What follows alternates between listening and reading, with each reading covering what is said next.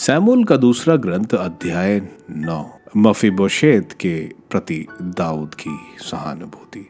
दाऊद ने पूछा, क्या साउल के परिवार का कोई जीवित है?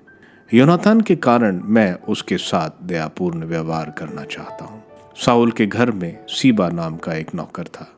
उसे दाऊद के पास ले आया गया और राजा ने उससे पूछा, तुम सीबा हो? उसने उत्तर दिया, हाँ, मैं आपका दास सीबा हूँ। राजा ने पूछा, साउल के परिवार का कोई जीवित है? मैं उसके साथ ईश्वर किसी दया का व्यवहार करना चाहता हूँ। सीबा ने राजा को उत्तर दिया, योनातान का एक पुत्र जीवित है जो दोनों पांवों का लंगड़ा है। राजा ने उससे पूछा, वह कहाँ है? सीबा ने राजा से कहा, वह लो दबार में एमीएल के पुत्र माकीर के घर में है।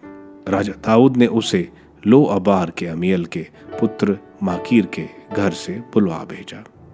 इस पर साउल का पौत्र योनातान का पुत्र मफीबोशेत दाऊद के पास आया और उसने झुककर दाऊद को प्रणाम किया।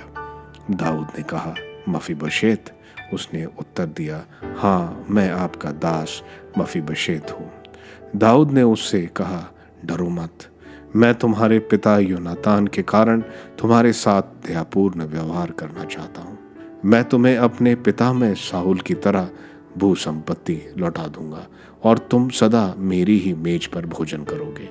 उसने सिर झुकाकर कहा, आपका यह दास क्या है जो आप मुझे मरे कुत्ते जैसे व्यक्ति का ध्यान रखते हैं? इस पर राजा ने साउल के नौकर सीबा को बुलाकर उससे कहा, मैं वह सब तुम्हारे स्वामी के पुत्र को देता हूं जो साउल और उसके सारे परिवार का था। तुम अपने पुत्रों और नौकरों के साथ उसका खेत जोतना और उसकी फसल काटना, जिससे तुम्हारे स्वामी के पुत्र का जीवन निर्वाह हो। तुम्हारे स्वामी का पुत्र मफीबोशेत सदा मेरी मेज पर भोजन करेगा। सीबा के 15 पुत्र और 20 नौकर थे। सीबा ने राजा को उत्तर दिया, मेरे स्वामी और राजा अपने दास को जैसी आज्ञा देते हैं वह ठीक वैसा ही करेगा।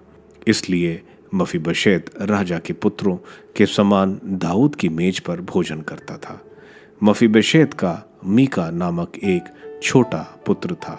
वे सब जो सीबा के घर में रहते थे मफीबोशेत की सेवा करते थे। मफीबोशेत स्वयं यरूशलेम में रहता था, क्योंकि वह प्रतिदिन राजा की मेज पर भोजन करता था। वह दोनों पांवों का लंगड़ा था।